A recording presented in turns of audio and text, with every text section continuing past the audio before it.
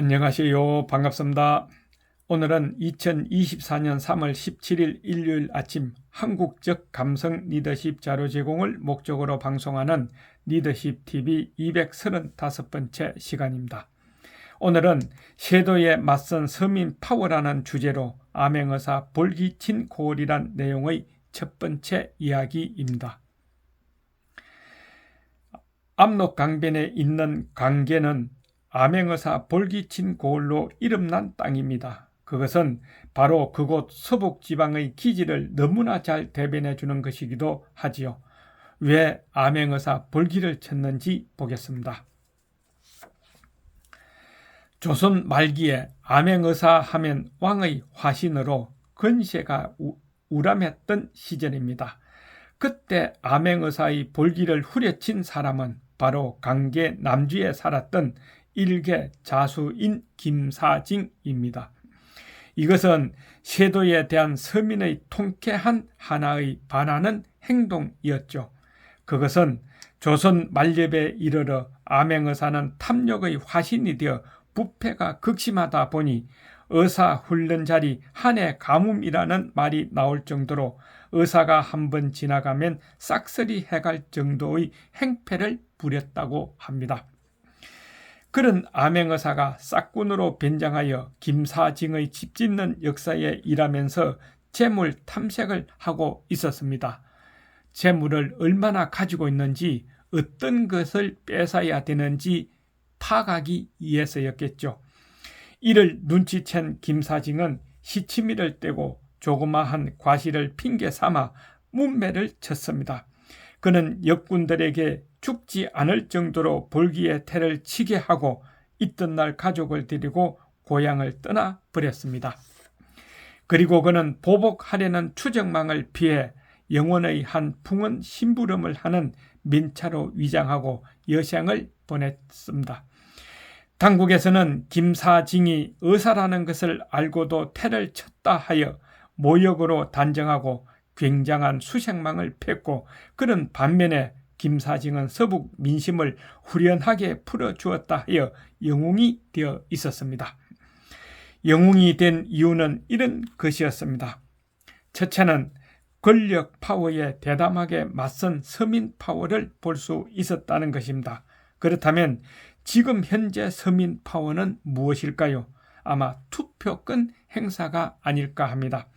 나라 일꾼을 우리가 우리 손으로 뽑습니다. 투표권 행사 잘 하셔야 훌륭한 사람 뽑을 수 있지 않겠습니까?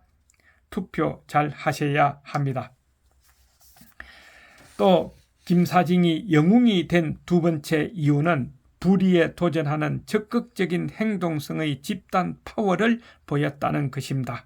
그러면 지금 현재 불의에 도전하는 행동은 어떤 방법이 있을까요? 다양하겠지만 대표적인 것 하나는 법에 고발하는 것이며 또 하나는 집회를 하는 것입니다.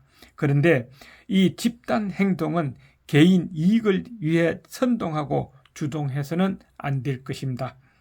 셋째 이유는 공분을 위해 자기라는 개체를 쉽게 희생시켰다는 것을 볼 수 있습니다.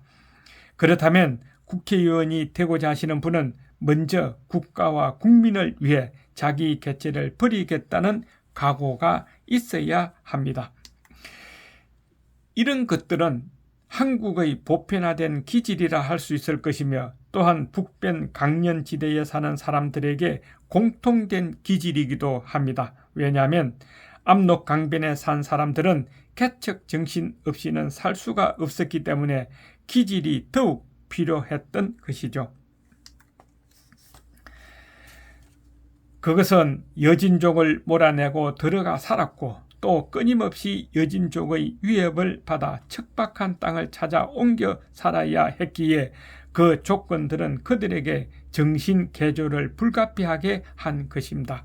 그것은 개인이나 가족 단위로는 살 수 없어 집단 체제의 취락을 형성하고, 집단 의식의 테두리 안에 개인이나 가족 의식은 소멸시키는 것입니다. 그래서 집단 의식으로 일궈놓은 삶의 터전에 대해서는 어떠한 계급상, 행정상, 권력상의 관여도 배제하는 것입니다. 이런 북변 기질은 이 개척 정신이 바탕이며 김사징이 영웅시 된 것도 모두 이 개척 정신의 소산인 것입니다. 그렇다면 새로 뽑아야 하는 국회의원은 선민주의가 아니라 평민주의요, 계급주의가 아니라 평등주의이며 은둔적이 아니라 행동적이고 소극적이 아니라 적극적이며 보수적이 아니라 올바른 진보적이고 이기적이 아니라 이타적이며 사회를 깊이 하지 않고 사회 참여를 하는 성량의 개척 정신을 가진 분이어야 하지 않을까 합니다. 그래서 그런 국회의원이면은 다음에는 영웅이 될 것이기 때문입니다. 끝까지 시청해 주셔서 감사합니다. 리더십 TV였습니다. 건강하세요. 다음 주에 뵙겠습니다.